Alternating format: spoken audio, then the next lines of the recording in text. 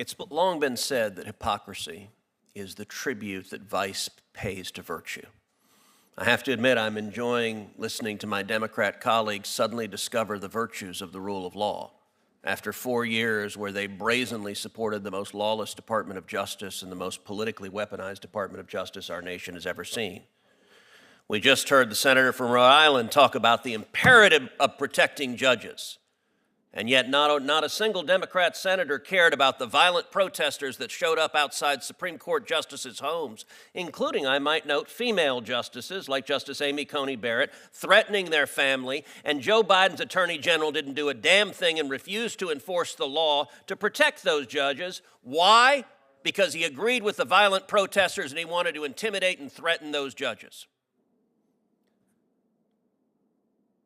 Professor Bray, under our Constitution, who should decide elections, the voters or unelected judges? The voters are the ones who should vote in the election according to the laws, and the laws sometimes have to be applied by the judges if there are cases. And under our Constitution, who is charged with making policy decisions, elected representatives elected by the people or unelected federal judges? I think the question of policy, Senator, is a little broader than the particular case. So the laws should be enacted by Congress. That's where the fountain of law. Policy decisions are the elected branches. Right. Law is the province of the court. Policy is the province of the elected branches. These are not complicated. Professor Bray, let me ask you this. Do the federal courts have power to issue remedies for people who are not parties to a case? That's a question I agree is not complicated. They do not have that power. Is the phrase nationwide injunction or universal injunction found anywhere in the Constitution? It is not. First chart. In the first 150 years of our republic, how many nationwide injunctions were issued? My view is that there were not any until 1963. 0. Now fast forward. How many nationwide injunctions were issued in the entire 20th century? It's a small number. I would think it would be a dozen, give or take. It's not large. 27, actually.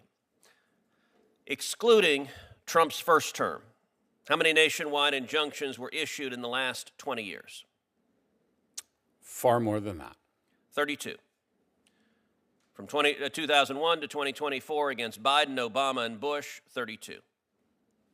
And how many nationwide injunctions have been issued in the last 2 months alone? There have been quite a few. 37. Let that sink in. There have been more nationwide injunctions in the past 2 months against President Trump than in the entire 20th century.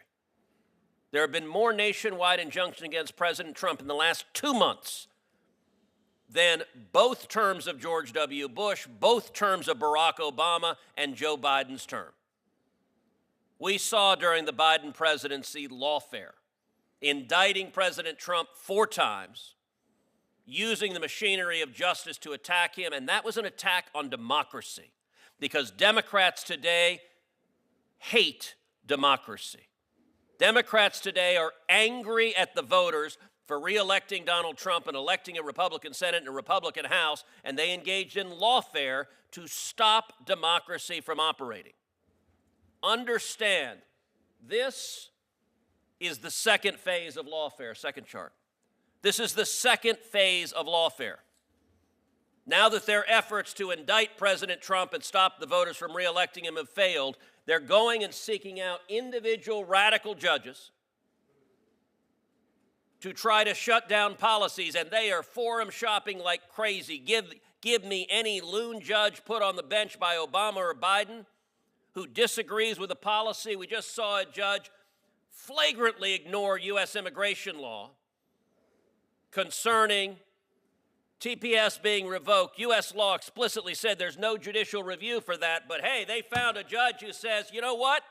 We, the Democrat Party, we are the party of illegal aliens. We are the party of murderers and rapists and gang members, and the Democrat Party exists here to fight to keep murderers and rapists and gang members in your communities. There's a reason the Democrat Party is at 26% approval nationwide. because they put radical policies ahead of rule of law.